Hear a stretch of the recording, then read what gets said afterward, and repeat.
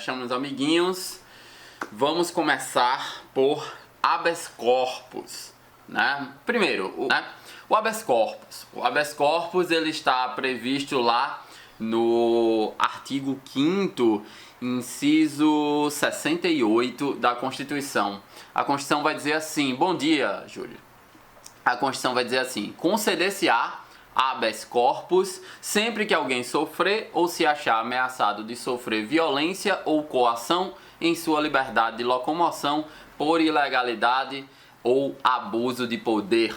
Então, o que é que nós podemos depreender desse primeiro conceito, né, de habeas corpus, né? Então, o habeas corpus serve quando você está cerceada a sua liberdade de ir e vir, mas também de permanecer em determinado local. Por quê? Em razão de ilegalidade ou abuso de poder. Embora essa expressão ilegalidade ou abuso de poder utilizada muito por aqueles que estudam direito administrativo, seja atribuído ao poder público, a gente vai ver que o habeas corpus também cabe ajuizar habeas corpus contra particulares, né? E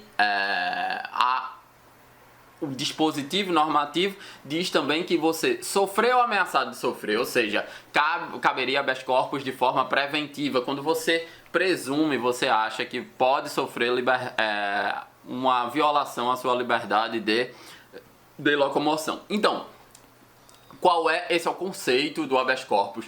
Qual é o direito protegido pelo habeas corpus? Justamente, o direito de ir e vir, que é um direito de primeira geração. A liberdade é um direito de primeira geração. Não sei se vocês se lembram lá dos lemas da Revolução Francesa, liberté, égalité e fraternité, né? A liberté é o primeiro, a liberdade é um direito de primeira geração.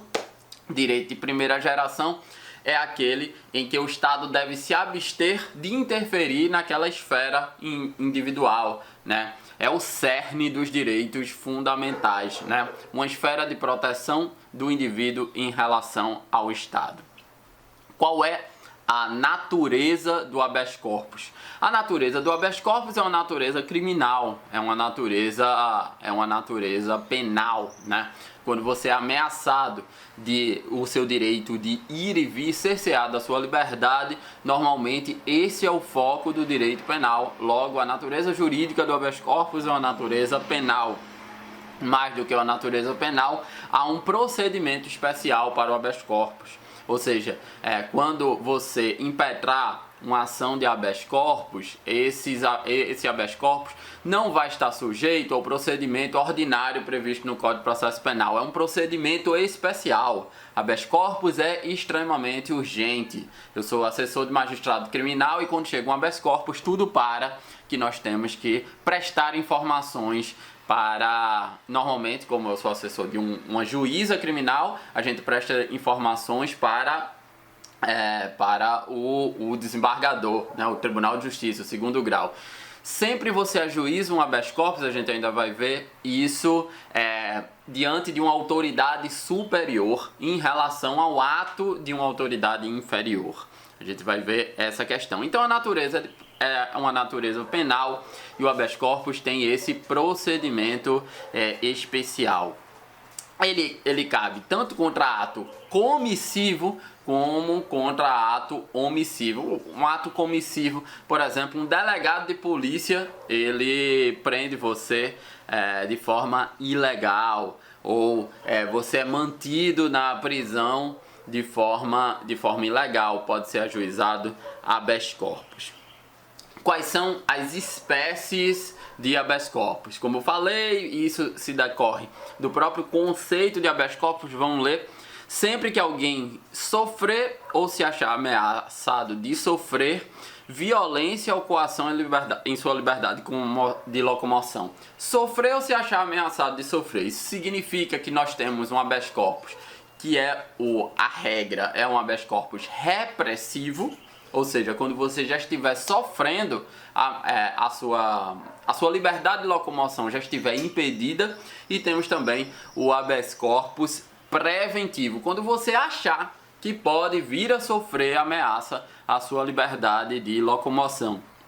E aí a doutrina criminal tem dois nomes para chamar cada um desses habeas corpus. O habeas corpus que é preventivo, é chamado de habeas corpus, ou que é chamado de salvo-conduto. Você tem um salvo-conduto para exercer o seu direito de ir e vir, não podendo a autoridade policial lhe prender ou a autoridade judiciária, ou repressivo, que é o que é chamado também de liberatório, né? Você está preso e você vai ser liberado daquela prisão. Então tem esses dois nomes. O preventivo, quando você se achar ameaçado de sofrer ameaça à sua liberdade de locomoção, e o repressivo ou liberatório, quando você já esteja sofrendo esta coação, né? Um exemplo de habeas corpus preventivo é quando um sujeito, uma testemunha,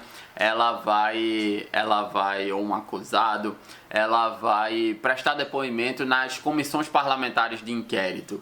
É muito comum que esses acusados entrem já com HC preventivo no Supremo Tribunal Federal, né? Então, essas são as espécies de HC, o preventivo e o repressivo. Qual é o mais comum? O repressivo, mas o preventivo também ocorre em algumas vezes, né? As custas do habeas corpus.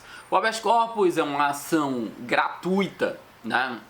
Não existem custas para as ações de habeas corpus, até porque é uma das principais ações do ordenamento jurídico, eu diria internacional, né? O habeas corpus, claro, há discussão sobre a origem do habeas corpus, mas com certeza já existia habeas corpus lá em 1215, quando da Carta Magna Libertatum. Lembrem-se que essa Carta Magna foi a origem do constitucionalismo inglês, que foi o primeiro sistema constitucional do mundo, poderíamos dizer assim. Então lá no constitucionalismo inglês já tinha a previsão do habeas corpus diante de prisões ilegais, né? Então é uma ação gratuita, né? Cabe liminar no habeas corpus? Cabe sim liminar no habeas corpus. Na prática jurídica é até muito comum a liminar em habeas corpus. Essas são noções gerais acerca do habeas corpus. Se vocês tiverem dúvida, coloquem aí. Sérgio RCJ entrou. JGS Leite entrou. Prazer tê-los vocês na live. Essa live a gente tá falando de remédios constitucionais, habeas corpus e habeas data. Tô falando do habeas corpus, mais pra frente eu vou falar do habeas data. Então, nenhuma dúvida sobre essas questões gerais, sigamos.